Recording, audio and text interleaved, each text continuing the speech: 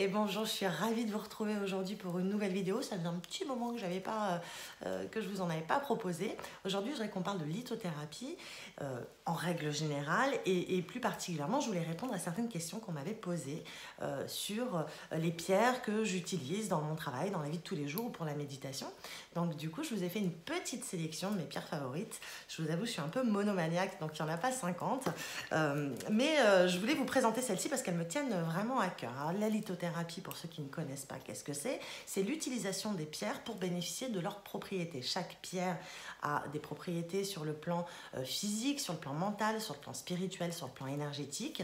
Et vous pouvez, au gré de votre humeur, de vos besoins, utiliser telle ou telle pierre pour vous soigner, pour vous apaiser ou pour vous booster. Bref, ça dépend de la pierre que vous utilisez et de vos besoins. Alors, pour commencer, je vais vous parler de ma pierre préférée, c'est la labradorite. La labradorite est une pierre superbe, je la trouve magnifique, c'est la pierre qui m'a toujours plu. Là, j'en ai un exemplaire ici, avec, voilà, on la verra un petit peu mieux comme ça. Celle-ci, c'est un très très gros morceau. C'est un bouclier, c'est une pierre de protection. On l'appelle la pierre du thérapeute parce qu'elle a cette particularité d'absorber les énergies négatives pour vous en protéger. Pensez bien que dans un cabinet de soins énergétiques et un cabinet de psy, c'est juste une grosse priorité. Alors moi, celle-ci, je l'aime tellement que je l'ai sous toutes ses formes. Donc, vous l'avez sous cette forme-là. Je l'ai en galet. J'en ai plein des galets, j'en ai partout. En fait, j'en ai souvent dans mes poches. Je l'ai en bijoux aussi, en bague, en pendentif, en bracelet. C'est une pierre que j'utilise beaucoup, que j'affectionne vraiment particulièrement. Alors, en dehors de son côté protecteur, cette pierre a aussi la particularité de développer l'intuition, de reposer les grandes fatigues. J'ai pris des notes parce que il y a tellement de propriétés pour chaque pierre que moi je retiens surtout le côté protection, intuition, mais elle favorise énormément l'intuition, les rêves prémonitoires. Elle peut aussi aider à développer la voyance. Donc voilà, vous voyez, c'est une pierre qui est pour les thérapeutes primordiale. C'est aussi une pierre que je recommande beaucoup à mes patients et notamment aux zèbres et aux hypersensibles parce que les hypersensibles ont toujours tendance à être très impactés par les émotions ou les énergies des gens quand ils se promènent dans les grandes surfaces, dans les endroits où il y a du monde, ou même à un plus petit niveau. Et porter de la labradorite, vraiment, ça permet de mettre à distance les énergies négatives et les maux des gens qui sont face à vous. Donc vraiment, la labradorite, c'est une super pierre. Dans les pierres de protection que j'utilise aussi, il y a la turquoise. La turquoise, regardez, je l'ai ici, c'est une pierre de protection. Ça, c'est une turquoise d'Amazonite, je crois. J'en ai une aussi ici.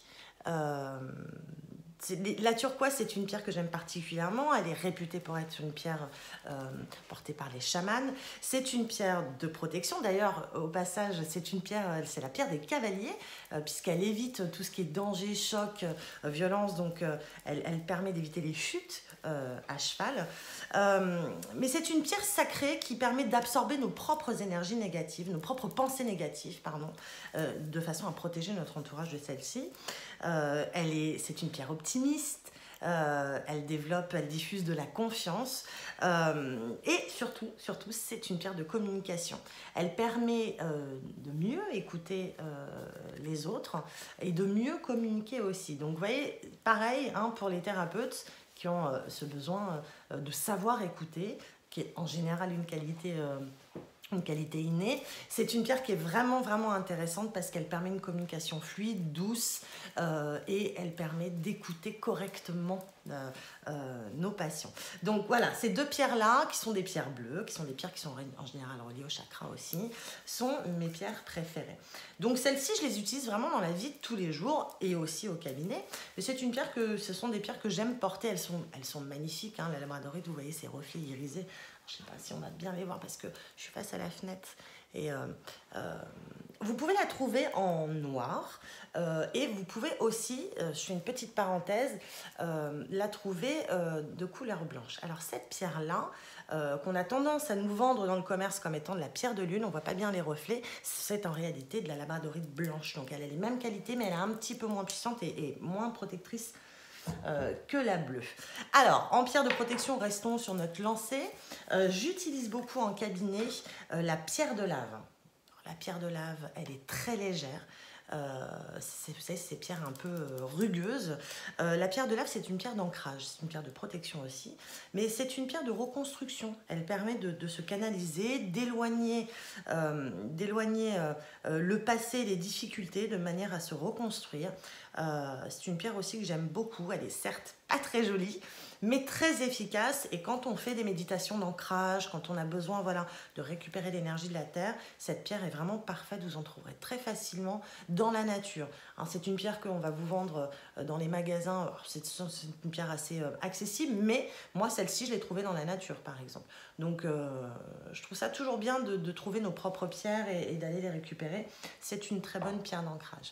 Dans le cabinet et à la maison, parce que derrière ici caché, vous voyez, j'ai le compteur électrique en fait, j'utilise de la shungite. La shungite, c'est aussi une pierre protectrice. Bon, celle-ci, elle est taillée, hein, elle est carrée, elle est noire, elle n'est pas du tout transparente.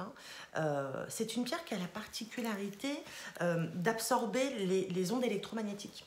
Donc placée sur un compteur électrique, vous voyez, elle évite comme ça les rayonnements et elle nous protège des ondes électromagnétiques. Pierre de protection, j'ai évidemment mes Moki. Je ne sais pas si vous en avez déjà vu. Ce sont des pierres qui sont vendues par paire parce qu'elles sont polarisées. On a une énergie yin ici et une énergie yang. Ce sont des pierres qu'on doit porter sur soi. Elles permettent de lever des blocages et elles sont très puissantes. C'est la pierre des chamans, hein, les Moki. Hein. Donc, je vais vous montrer un petit peu plus le détail. Voilà, ça c'est la pierre yin qui est censée être la polarité féminine et la pierre yang qui est plutôt la polarité masculine. Vous voyez, on a toujours une des deux qui est plus grosse que l'autre et une qui est plus plate. Ça, ce sont des pierres que j'utilise pendant que je fais les soins énergétiques que je porte sur moi. Il paraît qu'il ne faut pas qu'elles se touchent quand on les tient dans la même main. Et si vous les tenez une pierre dans chacune de vos mains, les femmes porteront la pierre yin dans la main droite. Donc ça, voilà, moi quand je fais un soin énergétique sur moi, je porte mes Moki qui me protègent et qui empêchent l'absorption des énergies négatives que je peux libérer pendant le soin. De quelle autre pierre je pourrais vous parler? Alors évidemment, un grand classique de la méditation, mais aussi de l'apaisement, c'est l'améthyste. Cette pierre magnifique, alors là c'est une pierre brute, moi je l'utilise aussi pendant les soins énergétiques, je les dispose autour de mes patients parce que c'est une pierre qui a vraiment cette particularité de calmer, de détendre. Elle est particulièrement belle. Moi j'ai toujours vu de l'améthyste parce que c'était la pierre préférée de ma mère, donc elle en portait en bijoux, elle en avait tout le temps sur elle. Et alors elle a aussi cette particularité en dehors de son effet calmant qui aide au sommeil aussi, hein, donc pour les difficultés d'endormissement ou les sommeils perturbés, c'est une pierre avec laquelle il est vraiment intéressant de dormir. Cette pierre pour les gens angoissés, elle libère des pensées obsessionnelles. Hein, donc pour tout ce qui est rumination, bouclage, porter de l'améthyste c'est bien parce qu'elle vous permet voilà, de chasser les pensées obsessionnelles. C'est la pierre de la sagesse, de l'humilité et j'aime beaucoup l'utiliser et la proposer à mes patients en synergie avec du quartz rose. Parce que les deux ensemble, c'est un cocktail extraordinaire pour mieux dormir, récupérer un sommeil plus sain, plus récupérateur justement. Le quartz rose, c'est aussi une pierre de tendresse, de douceur, de sérénité. Elle va permettre de calmer et d'apaiser les chagrins, et notamment les chagrins amoureux. Donc voilà, ces deux pierres ensemble, c'est un super cocktail quand vous avez des difficultés pour dormir. C'est plutôt pas mal. Qu'est-ce que j'ai d'autre comme pierre ici? Alors, je regarde ce que j'ai autour de moi, j'en avais préparé un petit peu. Ah oui, le lapis lazuli. Alors là, je l'ai en collier malin. Je vous dirai après hein, où trouver des pierres qui sont sympas. Le lapis lazuli, ça c'est un très joli collier qui est monté sur un fil élastique, donc vous pouvez le porter en collier, mais vous pouvez aussi le porter en bracelet, ce qui est plutôt sympa.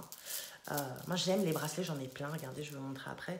J'aime le bruit que ça fait quand on les porte et je trouve qu'on ressent tout de suite les énergies.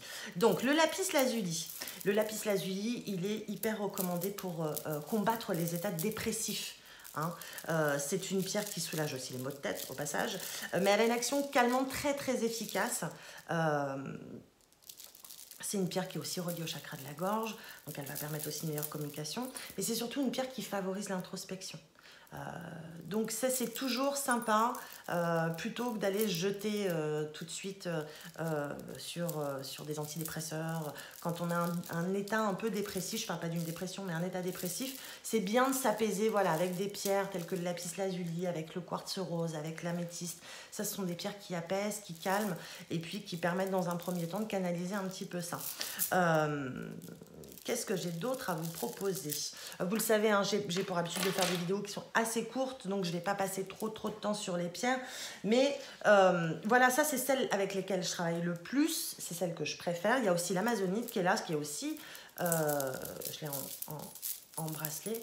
L'amazonite est aussi une pierre qui apaise, qui détend, je ne pourrais pas vous dire de bêtises, qu'est-ce qu'elle fait d'autre? Ah oui, elle apaise des frustrations. Alors ça, c'est super parce que moi, j'ai un petit peu de mal à gérer les frustrations. Et c'est une pierre qui apaise les frustrations et qui renforce justement le côté yin, donc la polarité féminine. Donc c'est pas mal pour toutes celles qui cherchent un peu, qui cherchent un petit peu à travailler sur leur féminin sacré. Ça, c'est une pierre qui est vraiment recommandée pour ça. Hein, donc, en gros, voilà de quoi je vous ai parlé. Je ne veux pas me perdre. Je vous ai parlé de la labradorite, je vous ai parlé de la turquoise, je vous ai parlé évidemment des moquis, de l'améthyste, du quartz rose. Si les pierres vous intéressent, si vous avez envie de bosser avec, je vous conseille 3 bouquins qui, moi, sont vraiment les livres que j'utilise le plus.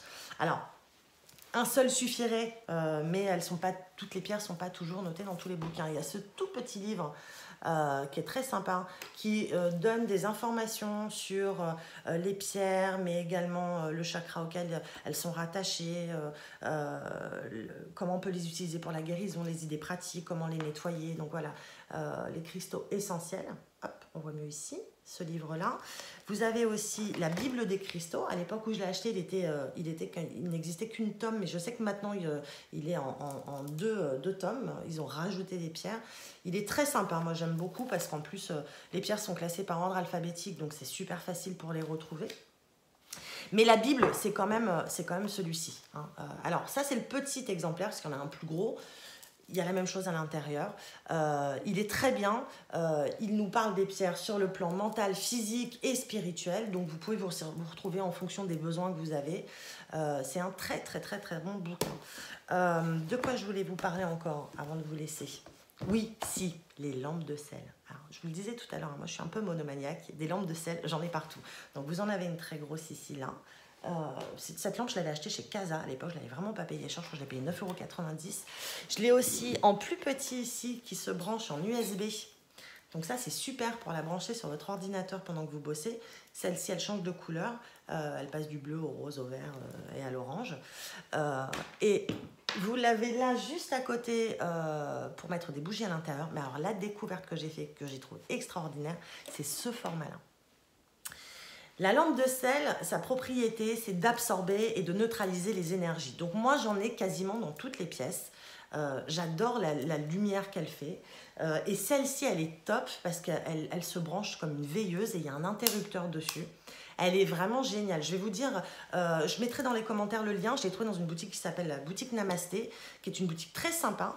Je mettrai le lien dans le descriptif de la vidéo. C'est là-bas aussi que j'ai eu ce bracelet malin, pardon, en lapis lazuli. Et vous trouverez aussi celui-ci en amazonite. Il y a plein de pierres sur cette boutique en ligne qui est vraiment sympa. Lionel, qui est celui qui gère le site, est quelqu'un de vraiment très gentil, très agréable, avec qui j'ai l'occasion d'être en contact. Donc, vraiment, je vous recommande. Mais alors vraiment, moi, ça a été mon coup de cœur. Celle-ci, quand je l'ai trouvée pour la chambre des enfants, c'est parfait. Ça diffuse une lumière qui est douce, tendre, ça canalise les énergies. Changer l'ampoule, c'est juste hyper simple. Hein, contrairement à celles-ci qui sont un petit peu galères quand même pour les changer. Donc ça c'est voilà, ça c'est ma nouveauté du moment là que j'adore, que j'ai débranché juste pour vous montrer, mais qui est branchée continuellement dans le salon chez moi. Donc les pierres c'est super, vous pouvez les utiliser donc comme je vous le disais pour plein de choses. Vous avez ma sélection. Il faut nécessairement les nettoyer. Quand vous achetez une pierre, Cette pierre, elle a été touchée par plein de gens, donc c'est bien de la nettoyer et toutes les pierres ne se nettoient pas de la même façon. Donc là, je vous invite vraiment, vraiment à aller faire vos recherches dans les bouquins que je vous ai conseillés ou même sur Internet. Il y a plein de sites qui donnent des descriptifs sur Internet. Donc la plupart du temps, on les nettoie à l'eau courante, mais toutes les pierres ne sont pas nettoyables de cette façon. La pierre de sel fond, hein, si vous la mettez. J'ai de la sélénite aussi ici, que je peux vous montrer, qui est une pierre qu'on ne passe pas sous l'eau parce qu'elle fond également, hein, vous l'avez là en baguette et puis ici en galet. C'est une pierre aussi très très chouette, la sélénite. Il y a d'autres pierres qui sont, on peut laisser tremper des pierres dans de l'eau avec du gros sel, mais encore une fois, attention, par exemple la labradorite, elle ne supporte pas d'être dans de l'eau salée, ça va la ternir, ça va l'abîmer. Donc vérifiez toujours, hein, quand vous voulez nettoyer une pierre, vérifiez. Ce qui est sûr, qui est efficace, qui marche très bien, c'est de laisser vos pierres sous la pleine lune, ça les recharge, ça les nettoie, c'est top. Mais moi, ma petite astuce, parce que vous voyez, je porte quand même beaucoup de pierres, c'est d'avoir un coquillage sur ma table de nuit. Donc là, j'en ai un comme ça, mais une coquille Saint-Jacques fait très bien l'affaire aussi. Ça les recharge, ça les nettoie. Moi, le soir, j'enlève mes bijoux, je les mets dans mon coquillage et ça marche très très bien. Mais il est quand même recommandé régulièrement de nettoyer vos pierres sous la pleine lune ou au soleil. Hein, mais faites attention parce que toutes les pierres ne se nettoient pas de la même façon. Autre petite chose, quand vous rentrez dans un magasin de pierres, sachez que si vous êtes attiré par une pierre en particulier, c'est que vous en avez besoin. Moi, j'ai été souvent surprise, voilà, tout d'un coup, de kiffer une pierre, de la trouver superbe. Et puis, en lisant ses propriétés, de voir que ça collait parfaitement avec mes besoins du moment. Donc, laissez vraiment votre intuition choisir les pierres dont vous avez besoin. Il y a les essentiels, les bases. Hein, c'est un petit peu comme une armoire à pharmacie. Hein, on a plusieurs pierres. Moi, j'ai une boîte ici, là, avec plein de pierres à l'intérieur. Et quand j'ai besoin, je vais chercher la pierre qui m'intéresse. Mais on a cette capacité de savoir sélectionner, choisir intuitivement la pierre dont on a besoin. Donc faites-vous confiance et en allant vous promener sur les marchés l'été beaucoup ou dans les magasins, si vous êtes attiré par une pierre, pour sûr, regardez les propriétés, mais c'est certainement une pierre dont vous avez besoin. Alors, moi, mes pierres, comme je vous le disais tout à l'heure, j'en achète certaines sur Internet, et notamment sur la boutique Namasté dont je vous ai parlé tout à l'heure. Ici, j'habite à Narbonne, on a le domaine de la Source, qui est un domaine qui regorge de pierres de toutes sortes. Même les pierres qui ne sont pas forcément très simples à trouver en général, on les trouve là-bas. Donc, c'est une super occasion d'y aller. Casa vend des lampes de sel. Chez Nature et Découverte, il m'est arrivé aussi d'acheter, là c'est de la calcite jaune, des pierres, je crois même que ça c'est du cristal de roche. J'ai acheté chez Nature et Découverte. Donc, on en trouve quand même pas mal, sous toutes ses formes. Donc, en brut, enroulé, en bijoux. N'hésitez pas, faites-vous plaisir parce que vraiment, les pierres, c'est quelque chose de très sympa. C'est beau en plus. Moi, je trouve ça fabuleux de voir ce que la Terre est capable de nous fournir, de nous offrir, de fabriquer. Donc, voilà. Donc, oui, pardon, juste avant de terminer, c'est un peu décousu, excusez-moi, vous commencez à me connaître hein, maintenant. Pour la méditation, l'améthyste. L'améthyste, bien sûr, moi, c'est l'améthyste que j'utilise près de moi. À côté de moi, j'ai toujours mes pierres pour méditer. Ce sont des pierres qui favorisent la sérénité, le calme, la détente, donc c'est parfait pour la méditation. Donc voilà. J'espère avoir répondu à toutes vos questions. Si vous en avez d'autres, vous n'hésitez pas. Hein, comme d'habitude, vous m'envoyez un petit message. J'essaye de répondre à tout le monde le plus rapidement possible. C'est pas toujours facile parce que j'ai pas mal de commentaires, mais voilà. Si vous avez envie de me retrouver, likez la vidéo, partagez, abonnez-vous. N'oubliez pas d'activer les notifications pour recevoir un petit message quand je publie. J'espère pouvoir vous proposer bientôt d'autres vidéos. J'en ai une en tête qui sera sur les crises d'angoisse. Je pense qu'elle arrivera assez rapidement. Et puis de nouvelles méditations qui vont arriver incessamment sous peu. Je vous souhaite une très très belle journée et je vous dis à très vite. Au revoir.